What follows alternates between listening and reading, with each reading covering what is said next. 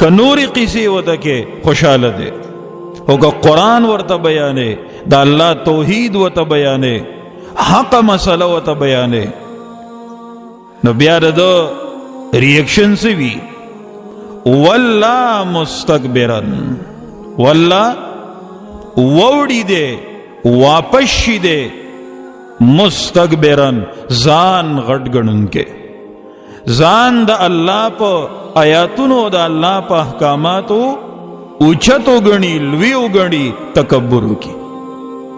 او داسې ځان ناغرض کی کألم یسمعها تبوی چې نه دی اورېدلې دی لره خووري ووري غوږو ته آواز راشي خپوي شي خو ځان داسې اوچت وګڼي او ووړي دغه مجلس نه تیر شي تبوی چاړو قرآن اورېدلې نه دی الله دې ټولو شوق پیدا کی د قرآن سره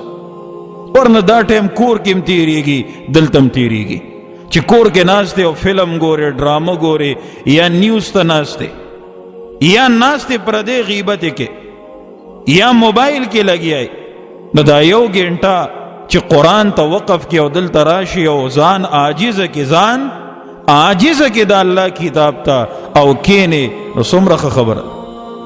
خیر به حاصل کې فائدہ به حاصل کې خدای څه کوي ځان غټ غړي تکبر کوي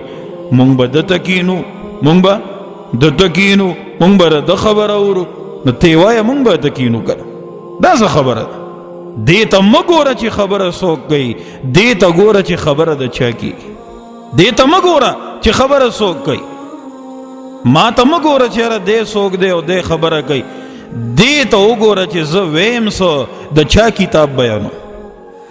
د خدا هغه ذات کتاب بیانو چې هغه رب العالمین دی د خدا الله خبرې کوم خپلې خبرې خو نه کوم د الله بد دغه حال د مکې د مشرکینو و تیرېدل به ښه به واورېده خبره معلومه به ووته خو ځان به غټ وګڼلو واپس به شو وبړېدو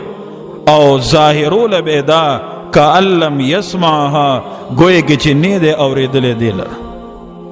اوسم وی دلتا درس کیگی مونگ دغو پتہ نشتا مونگ دغو چانے دی ویلی تا دا پتہ نشتا اللہ اکبر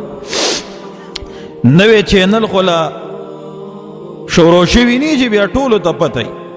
او کیبل والا تا مویراش دی کرالا سیٹنگو کا دغا نوے چینل ببگی سنگر روڑی وی و تا کاسے وی وی و تا کر کچر د نوې چینل لانچ شي په انډیا کې یا یورپ کې یا بلجی کې او د پته ولګي نو بیا فورا هغه ته وای کنه وای راشه یاره دا چینل زمونږ دی کوم سیټینګ وکړه چې دغه راکاږي انا لله و انا الیه راجعون خو چې نه دی خبر د قرآن نه دی خبر خو چې نه دی خبر د دین د ماحول نه دی خبر او بیا وای یاره مسلمانان ډیر ذلیل شو او ورځ تر ورځې ذلیله کیږي شکر وباسه چې کاڼو باران در باندې نه ورېږي خو الله دې ټولو ته هدایت وکړي مونږ به څه ووایو نو زمونږ کورونه دي مسلمانان دي خفه کېږو پې که هر ځای کې دي کم از کم څه ناڅه تعلق هغه د قرآن او سنت سره جوړ کې قسم په الله زندگی به د خوشحالو وي زندگی به د اطمینان او د سکون وي